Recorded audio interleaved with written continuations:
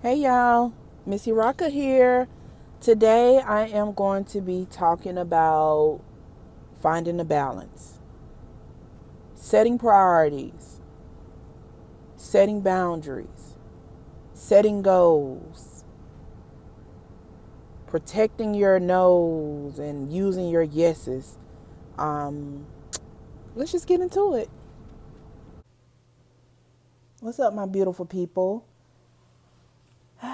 Miss E Rock checking in today. Yeah, in the middle of a work day, I'm taking a little break to kind of decompress before my next thing. It's interesting being in this life. As I mentioned before, I'm a mother, but I also, um, I work full time, manage a house, have a lot of different elements that I'm responsible for. Today, my kids are with my sister.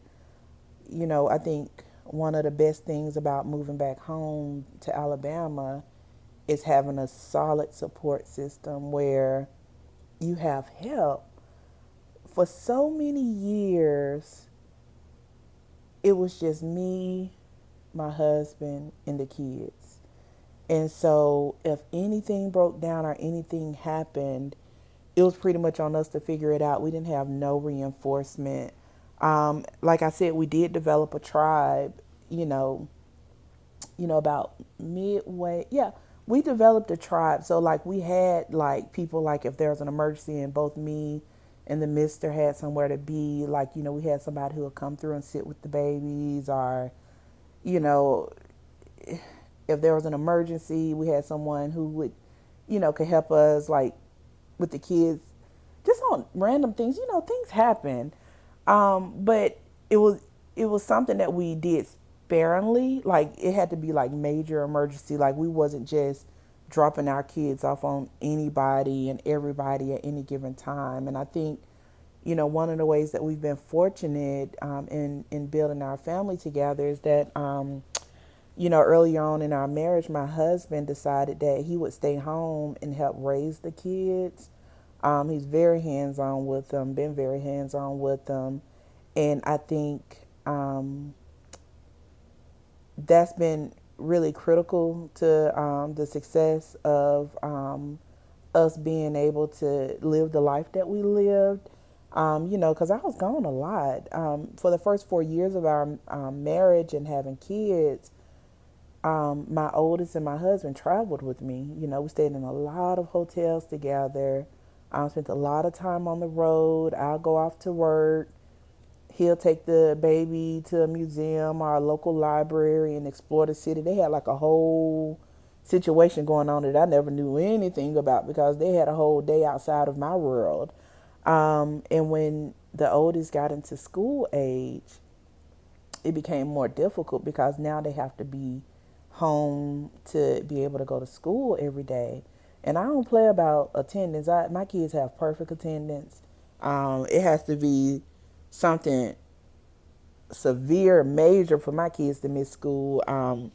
Because the way I was raised, if you sick and you don't have a fever and you're not puking all over the place, you going to school because you're gonna be sick here and you're gonna be sick at school, so it don't make a difference.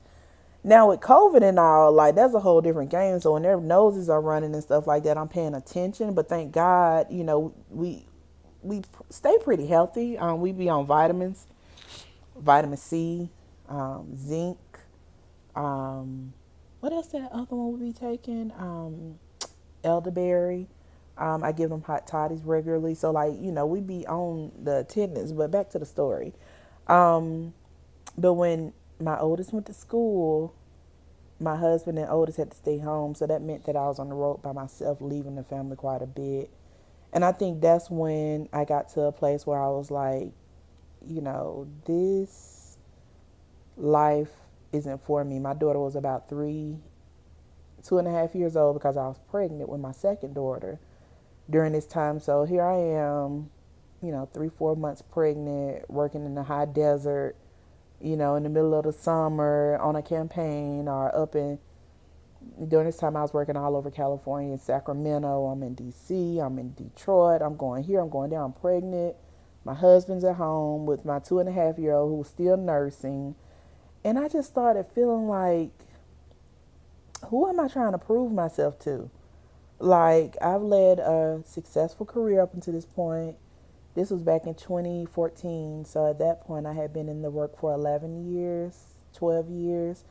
And I was running myself into the ground. And it wasn't until one day I was working on a campaign in the desert. I was 5 months pregnant. I was hot. I was tired. My husband and daughter was in the hotel room with me, and every day I came in, he was just getting more and more frustrated. Like, why are you doing this? Like, you should be at home. You should be in the air conditioner. You shouldn't be out here. Like, it's not just about you. It's about the baby now. And I was so deep into the work that I just completely missed it. Like, I just wasn't getting it. And I came home that night. I came back to the hotel room that night after I got off from work, and he was gone. He took the baby, and they went to his parents' house in San Diego. And he was like, "I'm not gonna watch you kill yourself and my baby." And like, when he said that, it just hit me. And I just remember the next day going to work, I was so tired and exhausted. It was so hot, I was fatigued. And I went out into the field again like a dummy, and like got like real lightheaded, almost fainted. And I remember just feeling really sick that day, and drove back over into LA and went to the doctor. And sure enough, issues were starting to arise because of my stress levels and quality of life at the time. So I had to really rethink like how I'm gonna move and how I'm gonna do stuff. And I think that was one of the hardest moments of my career, because that was when I had to decide to put my family before my job, before my career, because before that, like, my job, it was a no brainer. Like, my job, it was first. And I had, my priorities was out of whack. And, as a single woman, that works. You could be, your job could be your first priority outside of yourself. And I just had to really reevaluate and rethink the order of my life. And I think, all of this comes down to striking a balance. People always say you can't have it all. I believe you could have it all. I think that you could have it all, but you have to really be able to, prioritize how stuff falls. Like, what's going to be the most important thing you're going to take on. And, sometimes priorities shift, and that's okay. But also, like, having hard boundaries, setting boundaries, knowing what spaces need protection, and being intentional about, protecting those spaces. Saying no, using your no and protecting your yes, like not saying yes to everything. I was very much a yes person, a people pleaser. Like, I just wanted to be perceived as doing a good job, and I would do anything to, get that nod of approval, which was, in the field I was in, like, hard to come by. So you kind of like in a desert waiting for a dry tap to leak you a drop of water. Like, good luck with that. But I had to realize that, only I could place value on my life. Only I could place value on what's important in my life. Only I have the power to, prioritize what's important to me. Um, and that's how I came up with my lineup. God first, me second, my husband next, because the kids, they come after the husband, because the kids gonna grow up and they're gonna leave, and then it's gonna be me stuck with my partner. And we gotta be old together. So my husband, and then my kids, and then my family, and then my friends, and then the rest of the community. And that's the order, that I live by. And I also have, I had to clearly define, like, what am I trying to do? What are my goals? Where I want to end up? Where I want to, what is it? And once I was able to define those things, that was a game changer, because my no's became that much more valuable. If someone was asking me to do something that wasn't putting me on my path to get closer to that goal in the big picture that I had in mind, that's a no. I'm not doing it. I don't have time. I'm busy. But also my yes is like identifying those opportunities that would get me closer to my goals. So when somebody presents something to me that's completely out of left field that I never imagined that I would be doing or entertaining, but if I could see it line up with where I see myself at in the next 5, 10, 15, 20 years, like, I'm going to go for it. And I'm going to move things around to make sure that I have space for it. Because, when you're making commitments, one thing you have to understand, don't commit to nothing if you can't give it 100%.